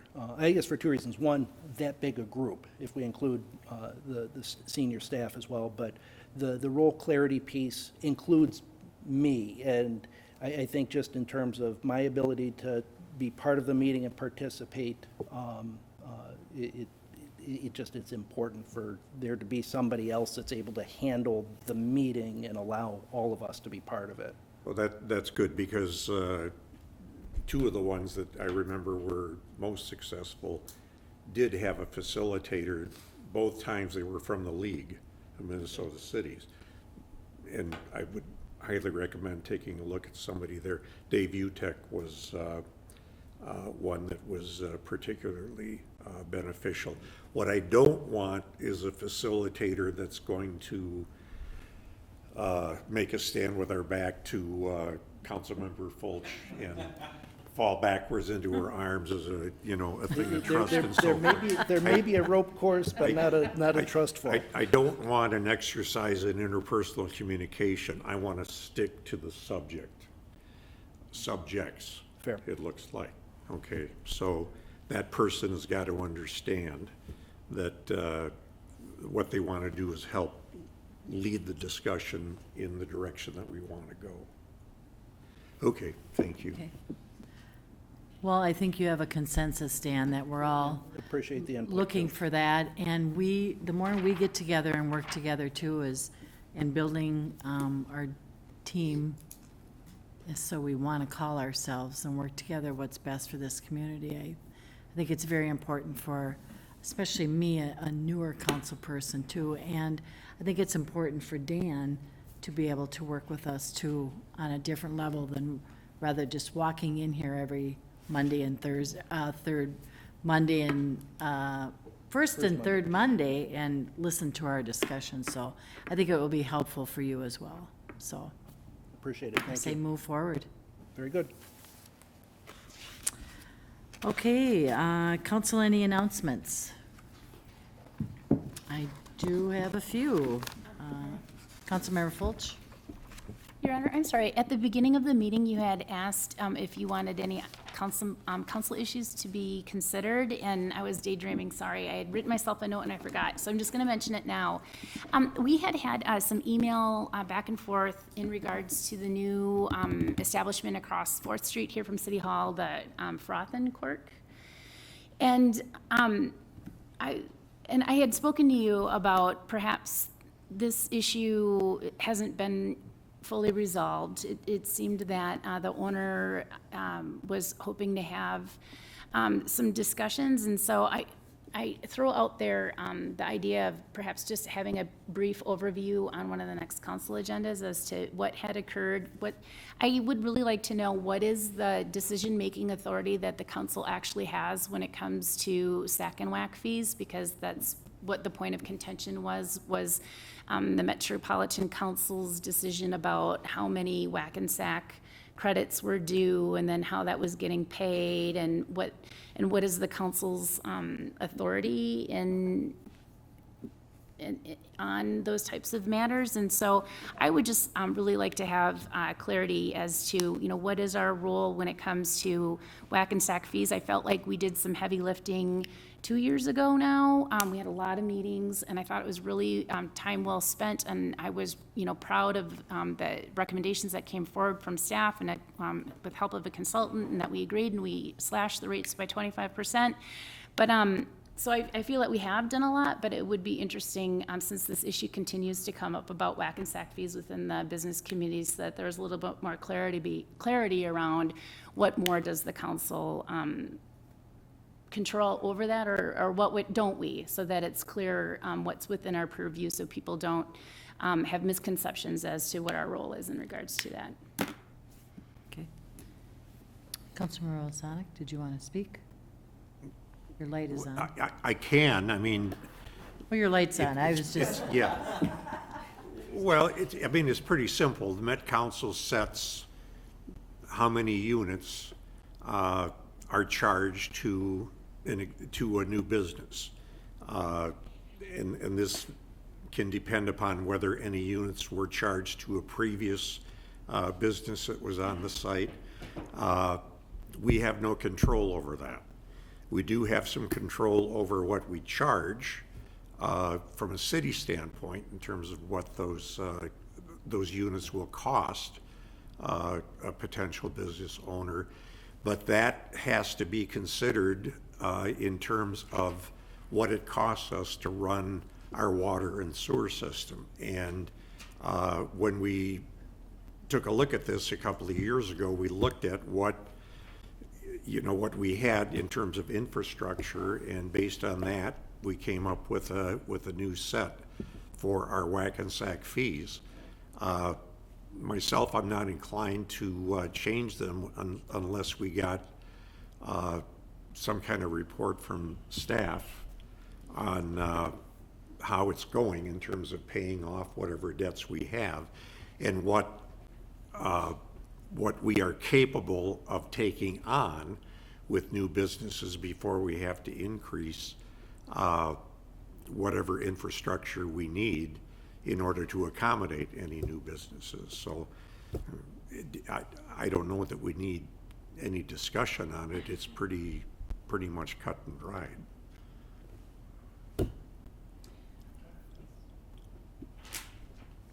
Yes?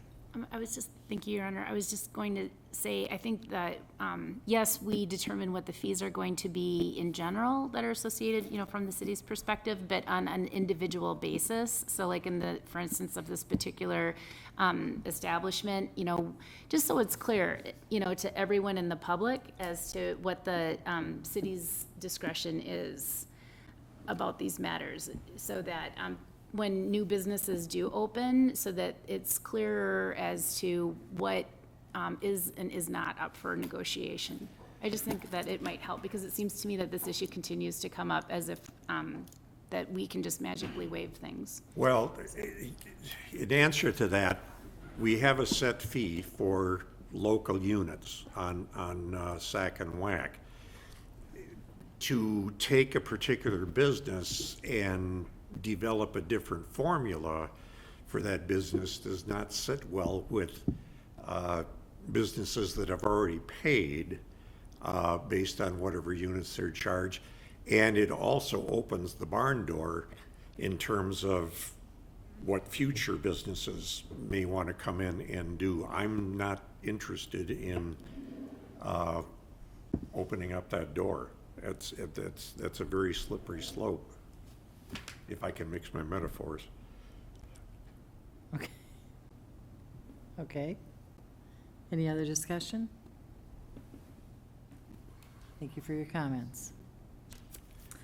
Okay, announcements. Thursday, January 23rd, the engineering department has an open house meeting about the proposed 2020 neighborhood infrastructure improvements. This year's campaign includes 15th Street between Tyler and Pine Streets, Cannon Street, and West 22nd to 25th Streets. The open house will be at the Hastings Resurrection United Methodist Church on January 23rd from 4 to 7. This is your last chance. The deadline for the HPAC input survey, is, deadline is January 31st. Wednesday, February 5th would be my State of the City presentation, which is hosted by the Hastings Chamber of Commerce and Tourism Bureau. I will give a recap on 2019 and look forward to what we are holding for 2020. It will be at the Hastings Golf Club, registration required at the Chamber website. The video will be posted on the city's website afterward. Planning Commission will meet on Monday, January 27th at 7 p.m. Planning Committee of City Council will meet on Monday, January 30th at 6 p.m. And next council meeting is Monday, February 3rd at 7 p.m. Did you mention the chamber annual meeting? I can. Thursday night, this Thursday is the Chamber Annual Dinner, which is at Hidden Greens Event Center. I think you'd have to call there to see if there was availability left. I don't know. I haven't heard anything, so. And this weekend, some of us will be at the League of Cities in Plymouth, too, for a conference. So that'll be great to refresh all of our heads. So with that, council, I'll accept a motion to adjourn. Councilmember Vaughn, Councilmember Balsonic, all those in favor? Aye. Opposed? Meeting adjourned.